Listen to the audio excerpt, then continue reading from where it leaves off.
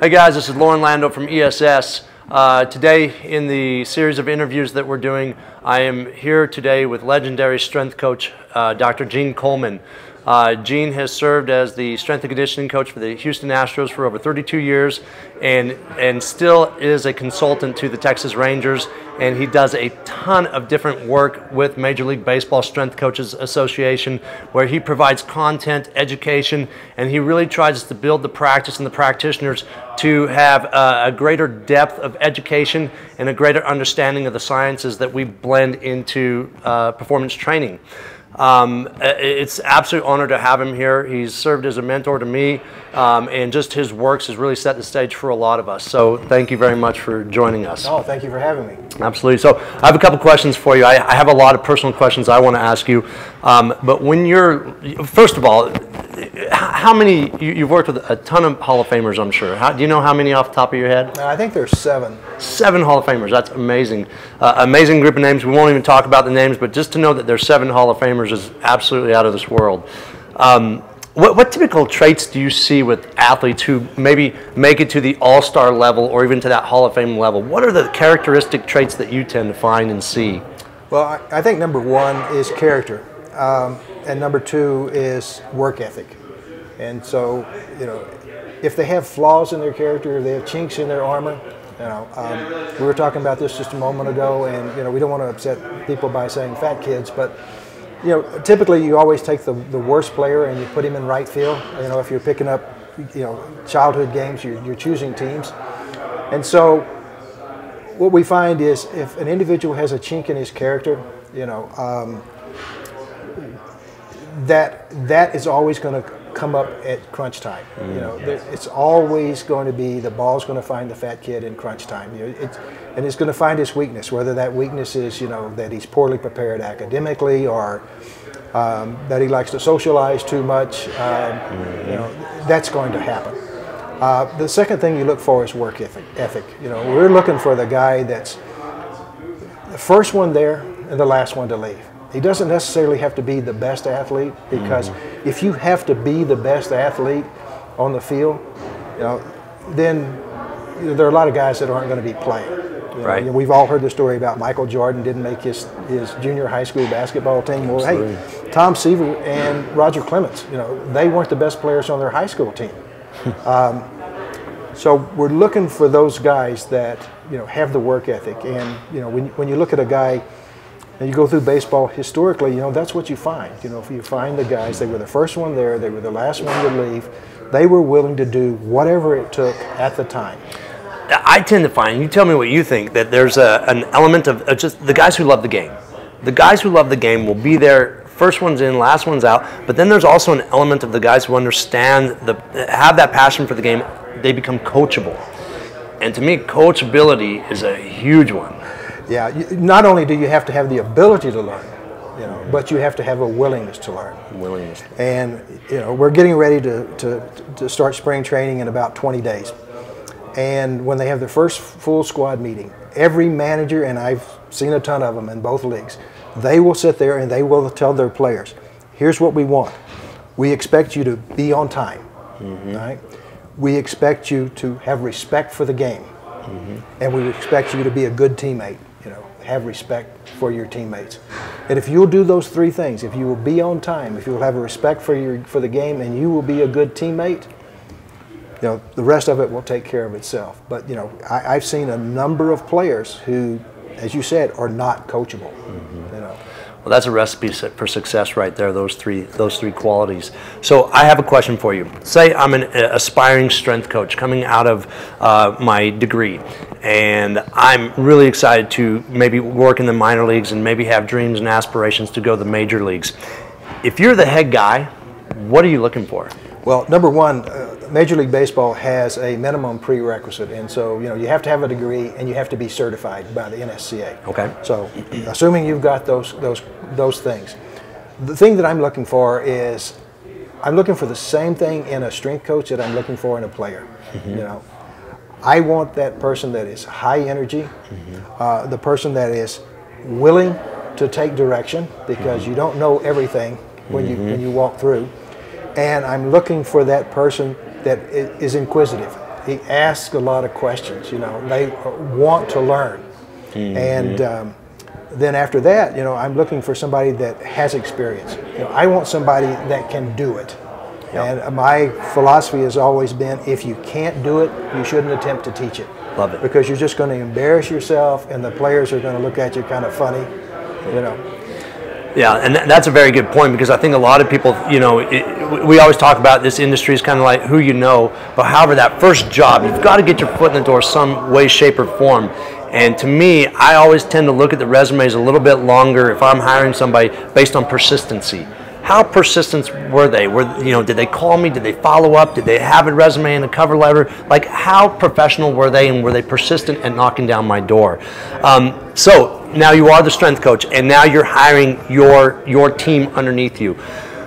What are the qualifications you look at from a skill set, from a method standpoint? Say you're an unbelievable guy in the weight room. Do you then look for somebody that has more of a passion or an understanding of the movement side? Or vice versa, if you're a movement coach, will you then try to bring somebody onto your staff that is maybe stronger in another side than maybe you are? Yeah, I'm not looking for somebody that can do the same thing that I can do. I'm looking for somebody that can do something that I can't do. I'm looking for somebody that can teach me something that I don't know. Perfect. And so my opinion right now, and my recommendation is, if you are a strength coach and you're looking to add an assistant strength coach, that you look for a movement specialist. You look for somebody that can teach your players how to move properly. We've talked about this. How do you start? How do you stop? How do you change directions? How do you do this? All of this under control. And what we find is most of the injuries that are occurring in the game of baseball are occurring on the bases. Right? And is it because we don't run enough? Is it because we don't know how to run properly? Is it because we can't stop and control our momentum? So I think that's an important aspect. Players run the bases every day, but they don't always run them hard, and they don't always run them properly. And then when the crunch times come, late in the game, and they're fatigued, injuries are going to occur. And so I believe if you know how to move properly, then when you get fatigued, you will be able to control your body better than if you're doing it improperly. Because when you add stress to movement, as you have taught me, the movement doesn't get better. It usually gets worse. Yeah, movement quality drops, and if you haven't practiced it well, what's going to happen when the lights come on? Absolutely. And so not only just in a game situation, but over the course of the season. The season is 162 games in 180 days. There are only 18 days off, and half of those are on the road. And you've got day games after night games. You've got extra inning games, so we have that opportunity for fatigue because we can't always recover. We don't always have 24 hours in which to recover. That's a good point, because I think a lot of times people look at overtraining, but overtraining could simply be an under-recovered. You weren't able to recover based on the travel schedule, based on doubleheader, based on back-to-back games. So this is me being selfish in this interview. So go into some detail, not as much detail as you probably can, but give me an idea of what 1 week looks like in the regular season as a major league strength coach. Talk to me about trying to pick and choose the exercise selection you're going to use when you're on the road, when you may not have the facilities that need. Give us some insight to what you've seen and what you've encountered. Well, there is no typical, right? And my first day on the job, I had a manager, Bill Verdon, and Bill was a Marine. He was hard-nosed, and he told me the very first day, he said, I'm going to give you one word, and if you can take this word and you can apply it, you might have a long career here. If you cannot apply it, you might not make the day. And that word was adjust. He said, you have to be able to adjust. You have to be able to adjust to day games after night games. You have to adjust to what kind of facilities you have, and what kind of facilities you want. The weather may come into play. We may have the game may go into extra innings, and that will affect you. The player that you want to work with may be injured, or maybe have a bad attitude that particular day, or have problems at home. So there is no typical day. You start off as typical, and then you adjust. You make the best plan that you can, and then you adjust. If you are at home, you've got starting players, you've got extra men, you've got pitchers, and those are broken down into starting pitchers and relief pitchers.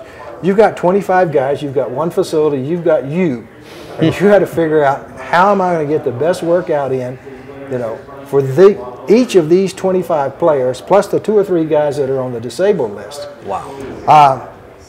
And then to that you have to add the fact that there's one guy that can't do anything by himself. So you pretty much have to hold his hand, and while you're holding his hand, 8 or 10 guys are standing around in a circle. So you have to budget your time. You have to have a tremendous amount of time management, and you have to have the players buy into it. So that, some of them are willing to work early, and some of them are willing to work late. And then when you get on the road, you've got that problem. You've got, some places have visiting weight rooms, and sometimes the visiting weight room is not much bigger than a phone booth. I've heard that about Wrigley. Well, Wrigley has just remodeled, and I'm looking forward to seeing it, so that they will now have a visiting weight room. But for decades, the weight room in Wrigley was a set of unmatched dumbbells in size and a stability ball that were in a corner of the training room between the shelf that contained the tape and the aspirin and the trainer's lockers. Wow. And so it was extremely small. And then they had one stationary bicycle, which was in the corner of the weight room between the training room and the food prep area. Wow. And then if you wanted to go work out, and use their weight room, you had to walk across the field. And so that means if you're going before the game, you have to go walk directly across home plate. And then after the game, with the fans there, leaving, you have to walk across the field. And that's bad. Wow. But the Red Sox were worse, because you had to walk through the fans. You had to walk under the concourse area and through the fans to get to their weight room in their clubhouse. And so if you're going to work in their clubhouse, and let's say you just had a skirmish on the field, that's a tough situation. Right, may not be working out that day. Yeah, you might not want to go that day. Or if you've gotten beat 8-0, you're not really excited about going over there. And if you've won 8-0 and you go over there, they may not be excited to see you. might be getting beers dumped on your head. Yeah, absolutely. So, I would like to give you a typical day. I can tell you that most strength coaches are there by noon, and they leave an hour to an hour and a half after the game. And most of the games are over at 10:30 or 11, so it's an easy 12-hour day. Well, and I think you bring up a very good point. Whether you're going into the strength coach realm in the major leagues, minor leagues, professional sports, or if you're working as a trainer or performance coach in a private sector, number one thing, you're going to grind. You're going to put in long days, and you're going to grind. And the second part of that, you're going to have to adjust. Regardless of what branch of the field you're in, you're going to have to learn to adjust on the fly. And I think that's what exceptional coaches do. Now, I have another question for you. I could spend all day asking you questions, but I'm going to ask you, 32 years as the strength coach for the Astros, can you think of 1 or 2 moments that were the highlight? Oh, going to the World Series in 2005 was definitely a highlight. Going to the playoffs for the first time in the history of the organization in 1980, and back then we had only American League and National League, and so there were no playoffs. We had East and we had West, and so we had to play the Phillies, and we ended up losing the Phillies in, I think, 14, 15 innings in 5 games, and they ended up winning the World Series. But those were highlights. There was a period between 1990, I believe, and 1999 where we were in the playoffs every year, and it seemed like we were always either playing the Braves or the Cardinals. Those were good. I mean, once you get to October, and you're in the playoffs, it makes it all worthwhile. Right. All that hard work in that off season is paying off by playing in that postseason. Absolutely. If you don't get to the postseason, it's not a bummer, but you don't feel like your year was wasted, but it's not as much fun. Right. This has been awesome for me to talk to you, because you and I have spoke about this before, but when I was growing up, when I was between the ages of 7 to 12, I would always go visit my dad in Houston every summer. And I made countless games to the Astrodome. I remember watching Jose Cruz, Mike Scott, Phil Garner, Terry Poole, all these guys, and to know that one day I would actually be here talking to you, knowing you, and actually interviewing somebody who I watched all those years take care of those players is absolutely a really cool thing for me to see this thing go full circle in my life. So I appreciate your time in this interview, and you know, any parting words you want to leave with aspiring strength coaches? Do your homework. You know, do your work. Be willing to work. Do more than expected. One of the things I always did in spring training was we put our running program together. So Mondays we have the program that what we're going to do on Tuesday, and of course we might have to adjust if it rains on Tuesday or if the field is a little bit wet. But I always went out at 5:30 in the morning. And the players aren't going to be there until 10, but I would go out at 5:30 in the morning and do the workout. And sometimes I would have to make adjustments on the workout, so I'd have to do the workout twice. But the whole deal was, if I wanted to see how difficult the workout was going to be, I knew what my players could do. And if it was easy for me, it wasn't hard enough for them. Yeah. And so, you know, I always told the players, initially I told them, I will not ever ask you to do anything that I can't do. And as I got older, it was, I will not ask you to do anything that I will not attempt to do.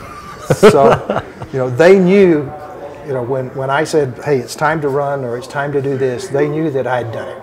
You know, that okay, he at least he's done it. And we had one situation where a pitcher told me he didn't want to run with me because I ran too fast. And his teammates heard about that and said, that's embarrassing.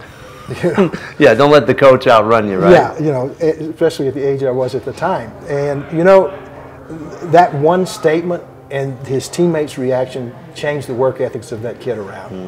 And after that, you know, we never had a problem with it. But somebody just simply had to point it out, and that's what being a good teammate is. Absolutely. Well, that's great advice and great perspective. I think that, too, when players see that you're willing to do the workout yourself, that you've put thought into it. Yes. There's a rationale to it.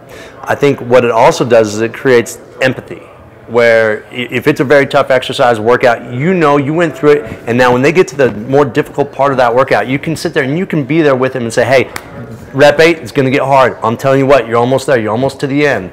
And so it creates that empathy. So I think that's a beautiful strategy. Yeah, you know, I learned it in college and didn't know what I was learning. I took theory of coaching football from Bum Phillips. You know, Bum, I don't know whether he was the originator, but he always said, players don't care how much you know until they know how much you care. And that, you know, was a byproduct of that. You know, knowing that I cared enough to do it myself rather than say, we're going to do this. I used to have a running joke with Jeff Bagwell. I used to say, Jeff, we're going to do this or else. And he'd say, or else what? I said, or else I'm going to get fired. And then he would laugh, and, you know, I never had a problem with him doing it. But no, but seriously, yeah, I'm going to get fired. Absolutely.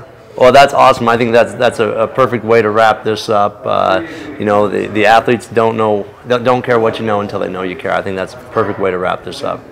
Well, I appreciate your time, Gene, and again, thank you to all the information that you have put out there over the years and really created the trailblazed the path for a lot of us aspiring strength coaches. I appreciate it. Oh, thank you. I appreciate what you do, and I appreciate being here. Thank you.